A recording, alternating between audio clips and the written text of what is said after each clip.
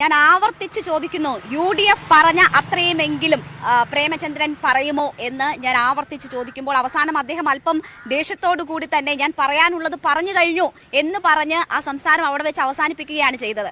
അപ്പോൾ അദ്ദേഹം SDPI vote വേണ്ട എന്ന് പരസ്യമായി പറയില്ല. മാത്രവുമല്ല, ആളുകൾ വോട്ട് ചെയ്താൽ അത് എങ്ങനെ വേണ്ട എന്ന് പറയും, ആളുകൾ ചെയ്യുന്ന വോട്ട് ബാലറ്റ് പെട്ടിയിൽ നിന്നെടുത്ത് കീറിക്കളയാൻ പറ്റുമോ തുടങ്ങിയ ഒരു തരത്തിലുള്ള ന്യായങ്ങളും അദ്ദേഹം മുന്നോട്ട് വെക്കുകയാണ്.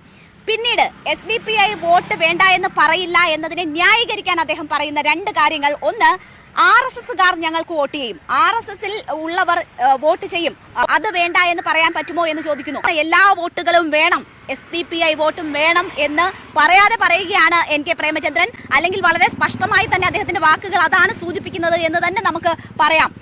SDPIയുടെ വോട്ടിന്റെ കാര്യം വന്നപ്പോൾ NK പ്രേമചന്ദ്രൻ കൃത്യമായൊരു നിലപാട് പറഞ്ഞില്ല. ആലോചിക്കട്ടെ, പിന്നീട് പറയാമെന്ന് പറഞ്ഞു. എന്തായിരുന്നു ആ കൺഫ്യൂഷൻ? എനിക്ക് വോട്ട് നൽകുന്നു എന്ന് പറഞ്ഞാൽ ഞാൻ വേണ്ട എന്ന് പറയില്ല. എനിക്ക് വോട്ട് ചെയ്യുന്നു എന്ന് പറഞ്ഞു കഴിഞ്ഞാൽ ഞാൻ പറയണോ വേണ്ട?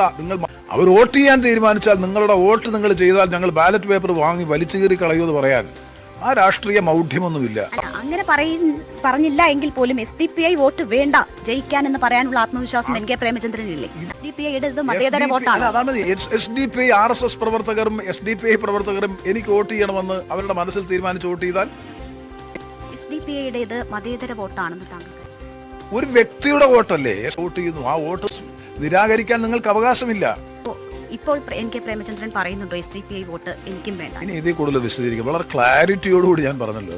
അതിനപ്പുറത്തേക്ക് ഒരു വിശദീകരണത്തിന്റെ ഞാൻ ആവർത്തിച്ച് ചോദിക്കുന്നു, UDF പറഞ്ഞ അത്രയുമെങ്കിലും പ്രേമചന്ദ്രൻ പറയുമോ എന്ന് ഞാൻ ആവർത്തിച്ച് ചോദിക്കുമ്പോൾ അവസാനം അദ്ദേഹം അല്പം ദേഷ്യത്തോടു കൂടി തന്നെ ഞാൻ പറയാനുള്ളത് പറഞ്ഞു കഴിഞ്ഞു എന്ന് പറഞ്ഞ് ആ സംസാരം അവിടെ വെച്ച് അവസാനിപ്പിക്കുകയാണ് ചെയ്തത്. അപ്പോൾ അദ്ദേഹം SDPI വോട്ട് വേണ്ട എന്ന് പരസ്യമായി പറയില്ല. മാത്രവുമല്ല, ആളുകൾ വോട്ട് ചെയ്താൽ അത് എങ്ങനെ വേണ്ട എന്ന് പറയും, ആളുകൾ ചെയ്യുന്ന വോട്ട് ബാലറ്റ് പെട്ടിയിൽ നിന്നെടുത്ത് കീറിക്കളയാൻ പറ്റുമോ തുടങ്ങിയ ഒരു തരത്തിലുള്ള ന്യായങ്ങളും അദ്ദേഹം മുന്നോട്ട് വെക്കുകയാണ്. പിന്നീട് SDPI വോട്ട് വേണ്ട എന്ന് പറയില്ല എന്നതിനെ ന്യായീകരിക്കാൻ അദ്ദേഹം പറയുന്ന രണ്ട് കാര്യങ്ങൾ: ഒന്ന്, RSSകാർ ഞങ്ങൾക്ക് വോട്ട് ചെയ്യും, RSSൽ ഉള്ളവർ വോട്ട് ചെയ്യും, അത് വേണ്ട എന്ന് പറയാൻ പറ്റുമോ എന്ന് ചോദിക്കുന്നു. BJP സംഘപരിവാർ സംഘടനയല്ല. എല്ലാ വോട്ടുകളും വേണം, SDPI വോട്ടും വേണം എന്ന് പറയാതെ പറയുകയാണ് NK പ്രേമചന്ദ്രൻ. അല്ലെങ്കിൽ വളരെ സ്പഷ്ടമായി തന്നെ അദ്ദേഹത്തിന്റെ വാക്കുകൾ അതാണ് സൂചിപ്പിക്കുന്നത് എന്ന് തന്നെ നമുക്ക് പറയാം.